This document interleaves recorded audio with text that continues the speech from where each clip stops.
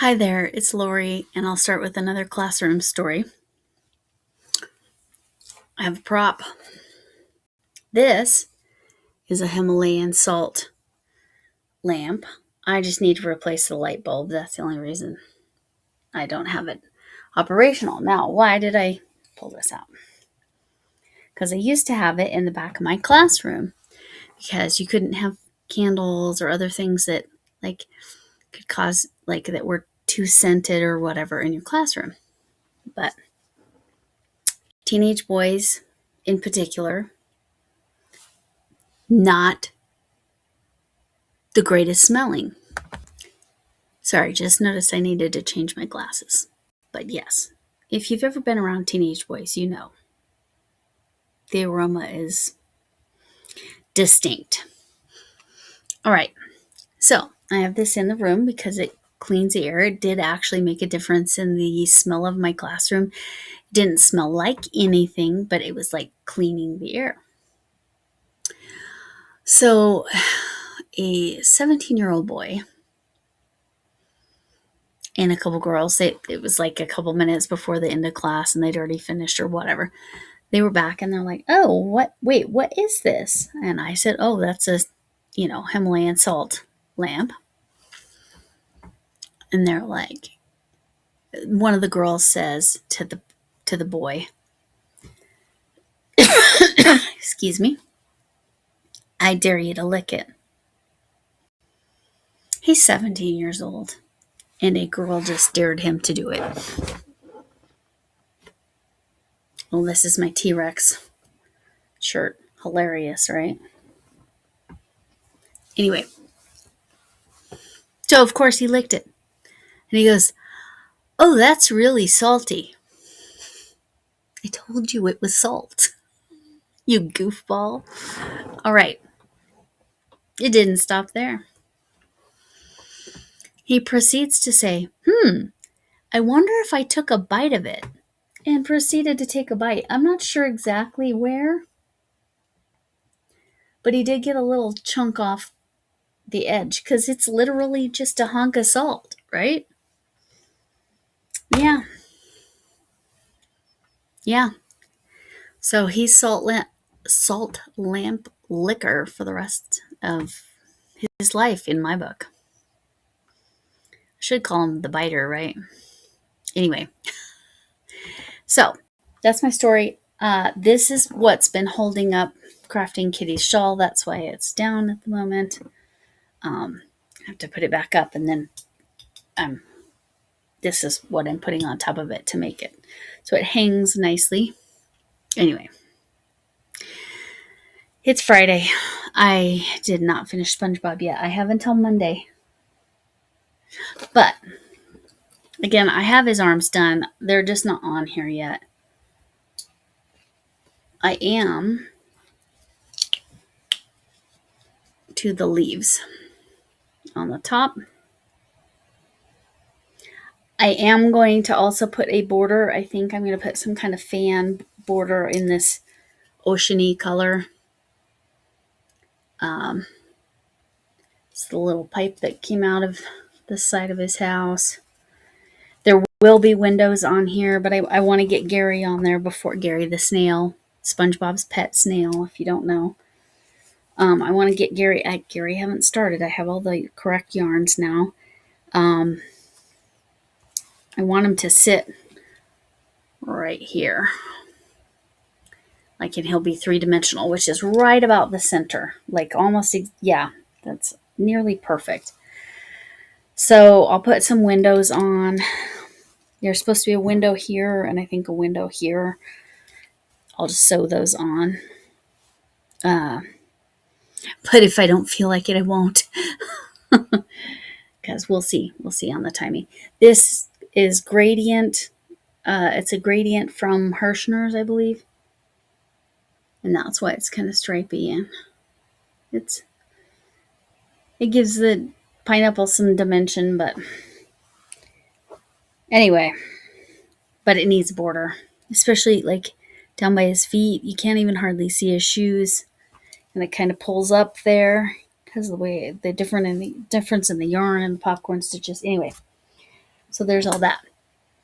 Now, what I have to show you is my second magical make-along, which is Live Fantastical's concept, but it's being taken care of for last month and this month by Armchair Chef Lori. But this month, Armchair Chef Lori is collaborating or having a co-host of Deb Morgana.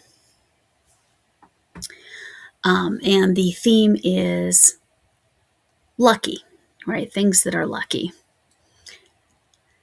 So I went through about 30 different things before I decided on this. And I love it, and I think I might have to make more. I have a specific person I'm going to give this to, but there's the fortune cookie, and then these are tags that I have.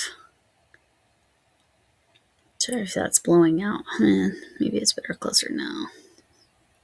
Anyway, these tags I ordered from Etsy many moons ago.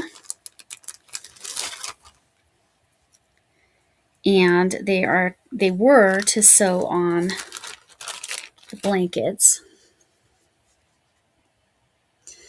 So they say machine wash delicate and cold dry flat. So I just had that. So that's the part I stuck inside the fortune, and then I used a pretty tiny darning needle. Like it was a bigger eye, but it was tiny tips so that I could actually sew through there. And yeah, I don't know why I grabbed my stitch marker box, because I'm Lori and that's why. But I'm very excited about that. I think that that's so funny.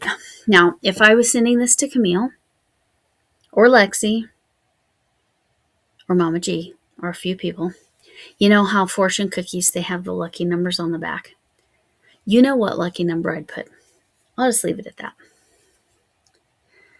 So that's my entry number 2, and I love it. It was so fast. I will link the tutorial I used before. I did adjust the tutorial just a tiny bit. I squished it in and sewed it so it would be like this. I didn't really put stuffing in, but I sewed it so that it would look pinched in the way that a fortune cookie is supposed to look. And like I said, I stopped with the single crochets there and then sewed that on. So it kind of has a weird edge there, but it's so darn cute. I don't think it matters. So cute. Love it. So my SpongeBob's almost finished. This is my second entry for the lucky. It's not as tiny as the shamrocks. But I was very happy with this. I had to get a new phone case, and I'm super excited because I didn't even realize that the little popper, like that to hold up your phone, it's a cat. And it's glitter. Like, look. Isn't that fun? My grandson loves the glitter.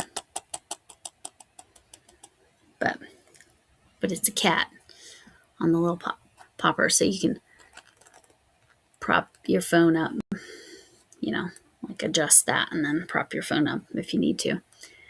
Now, if you have, this is a Google phone, and Google phones do not have the ability to wirelessly charge. If you have this was separate, so if you have a wireless charger, you don't want to put that on there, but anyway, I don't recommend licking Himalayan salt lamps. They're good for cleaning the air, probably not so tasty. I mean, it was in my classroom for a very long time before he did that. Who knows how many hands touched that? We're not even going to go there. All right, but wishing you all good fortune. And SpongeBob will be done by Monday. I will film before I send SpongeBob to its new home. And I'm going to have another finished make, and It's cute. It's a Brianna K. I need a third entry for Brianna K. That's different. That's Crafting Kitty. I'll link that down below too. Mama G, you have today, basically, today, if you have not subscribed to Mama G Gear, go over there, watch a video, watch the whole thing, subscribe and comment. Comment, I'm new, and Lori's story sent me. And we both end up on an entries thing, and we both could win prizes. So that's and go watch her 5,000 celebration, which will be on Saturday, which will be a blast because they're lots of fun always. I'll link that live. I know it won't be on yet, but you can go click on it and then notify. But that's not where you're going to say I'm new. You need to do it today when you see this video. Friday, March 20th, if you're in the US, Saturday morning to Saturday afternoon, March 21st, if you are in like Australia. So, anyway, don't lick the lamps. Maybe that would have helped with my blood pressure. Just kidding. I don't know how many hands have touched it. Mima, oh, I'm out of order. Thanks for coming in. Can I get an amen? Hugs from Mima Potato Head. And hugs from me, or whatever kind of hug you need. This something you can wrap around yourself, or I'll hug you from a distance. I hope to see you all again. Bye.